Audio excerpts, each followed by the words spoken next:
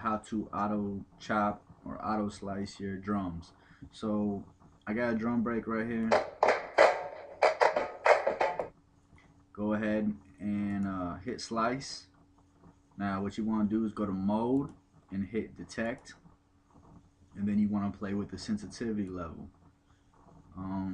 67, I think, worked pretty good last time I did this.